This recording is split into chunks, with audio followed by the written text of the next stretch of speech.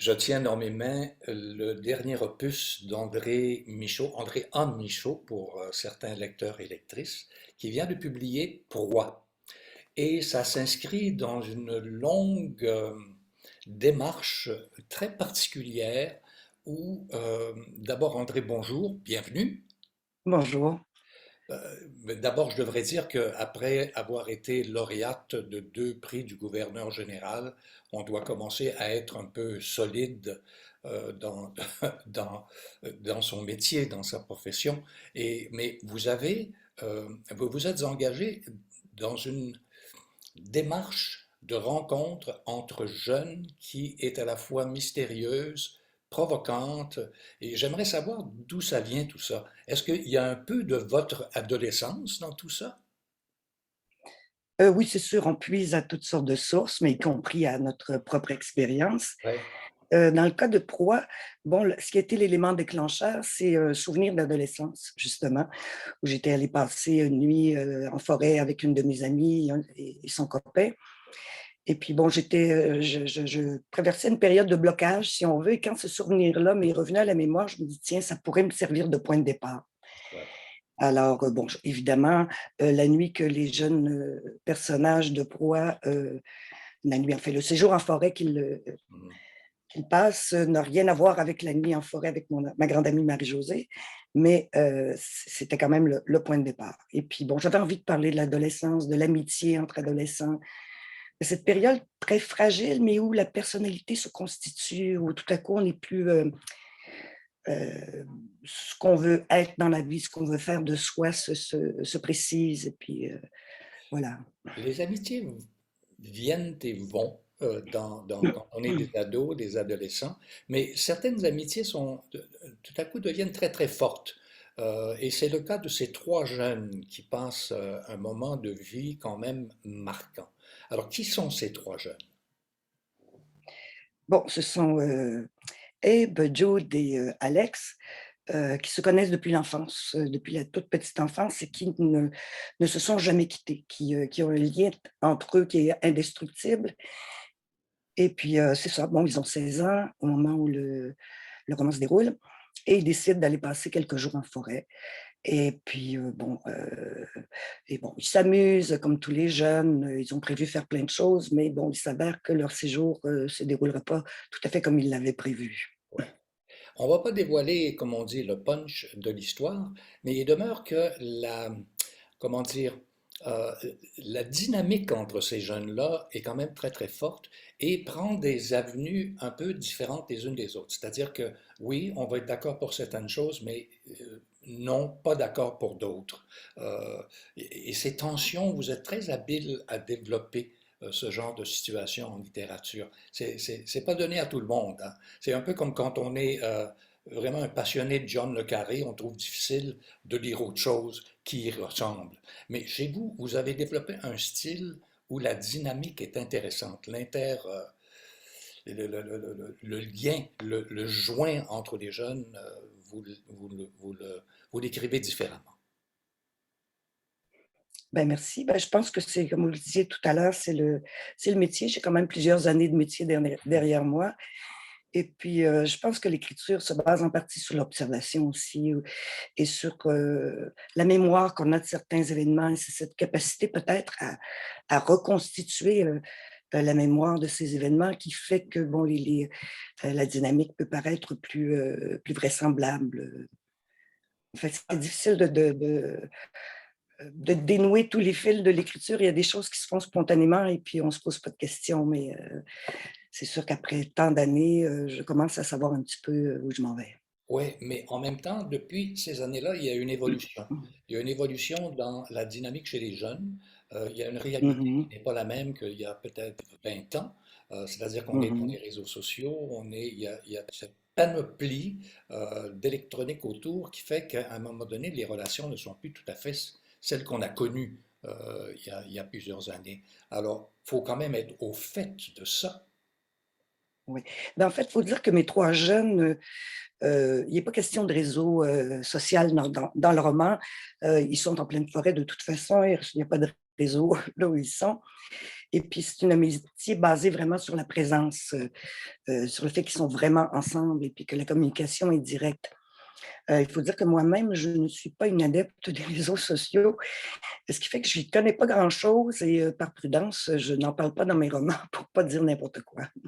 Il y a des personnages auxquels on s'attache, particulièrement Laurette, pour la bonne et simple raison que maman s'appelait Laurette. Et tout à coup, je me suis découvert une sympathie pour ce personnage. Il y en a quelques-uns comme ça dans Proie.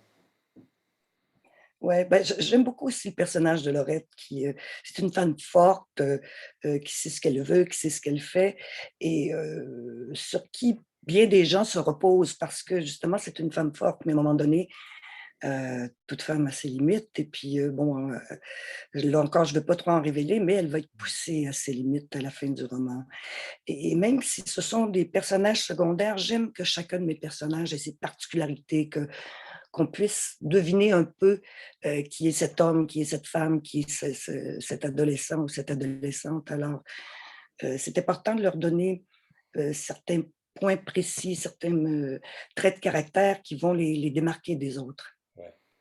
Est-ce que ça vous dérange, André, qu'on vous catégorise d'une certaine façon dans un genre littéraire? Mmh.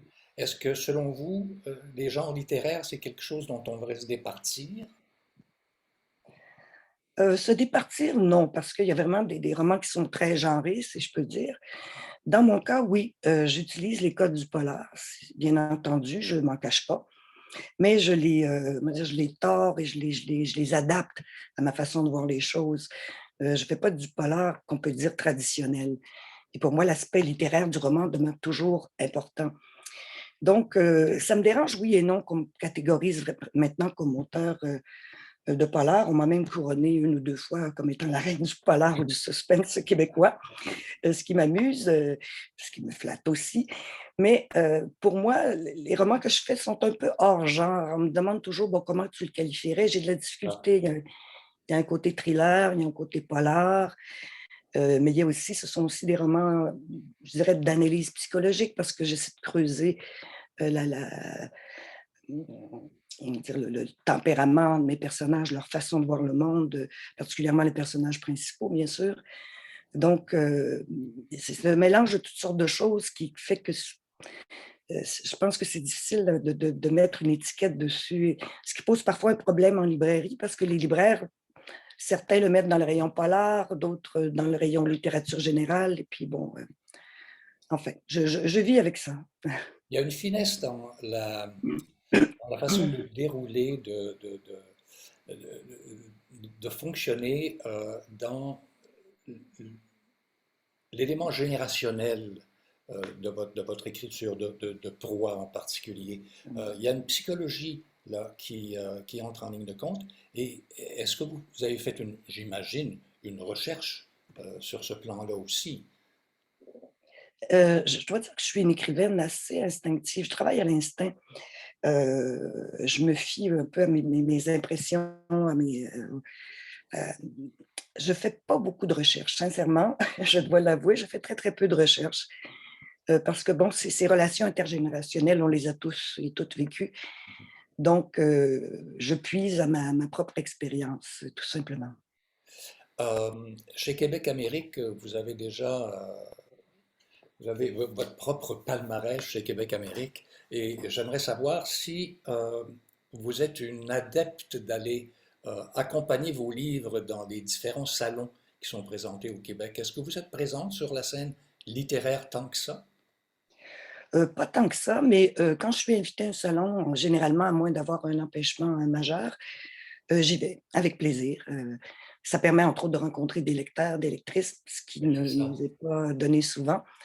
J'arrive d'ailleurs au Salon du livre de Québec qui a eu lieu il y a un peu plus d'une semaine et puis, c'est la raison principale de ma présence dans les salons, voir, qui est mon lectorat et surtout entendre ce que ces gens ont à me dire parce que, Voilà. c'est toujours très instructif de voir comment les gens perçoivent notre univers. Il y a des choses qui vont déceler, qui parfois nous avaient échappé. On se dit: «Tiens, bah oui, c'est vrai, c'est là». Heu et puis bon, c'est Alors, qui sont ces lecteurs? Et qu'est-ce qu'ils vous racontent quand ils vont vous rejoindre pour faire autographier le livre? Bon, il y a des hommes et des femmes, mais principalement des femmes, et je pense que ça, c'est un secret pour personne. Les femmes lisent plus de romans que les hommes. Et puis, ce qu'elles me disent en général, bon, je vais résumer, là, c'est: «Ah, madame Michaud, vous m'avez émue, vous m'avez mis dans tous mes états, vous réussissez à nous faire rire autant qu'à nous faire pleurer». Et puis bon, ça pour moi, c'est les plus beaux compliments que je peux recevoir parce que c'est ce que je souhaite, c'est de secouer le lecteur, de l'émouvoir, de lui faire passer d'un état à un autre. Et puis, quand on me dit que ça a réussi, ben, je suis aux anges. On me dit souvent aussi, ben, que je leur ai fait peur. Il y a des gens qui disent: «Vous êtes angoissante, madame Michaud, c'est pas possible». Mais bon, c'est aussi un des aspects de mes romans. Il y a toujours un petit côté, angoissant là, qui prédomine. Est-ce qu'il vous arrive des moments cocasses dans votre écriture? Tout à coup, il y a quelque chose qui se révèle auquel vous n'aviez pas pensé. Ah, je pense que ça arrive un peu sans arrêt. Comme je le dis souvent, l'écriture engendre l'écriture. Et puis parfois, on se ramasse, à un endroit où on n'avait absolument pas prévu aller. Et c'est ça qui est vraiment intéressant. Et on se dit: «Mais comment j'ai fait pour arriver là? Et comment j'ai fait pour penser à ça?» On dirait qu'il y a des choses qui s'installent d'elles-mêmes et puis, sans qu'on soit totalement responsable de la chose. Alors, oui, ça, c'est toujours, étonnant et parfois réjouissant de dire: «Ben, comment j'ai réussi à faire ça?» Et puis, c'est le roman qui se met en, on va dire, qui s'échafaude à un moment donné de lui-même. Et puis, ce serait ça pour les moments, étonnants, je dirais. Sinon, ben, l'écriture est une activité assez solitaire, on le sait, assez calme. Et puis, bon, il y a pas vraiment de moment qu'on pourrait dire cocasse en soi. Ben, écoutez, Andrea Michaud, j'invite les gens à aller passer une nuit en forêt avec vos trois adolescents et à rencontrer ce très joli personnage, Laurette. Alors, Proie, qui est publié chez Québec Amérique. Merci beaucoup pour votre disponibilité ce matin, André. Bonne Merci à journée. vous, Anne. Bonne journée à vous aussi. Au revoir.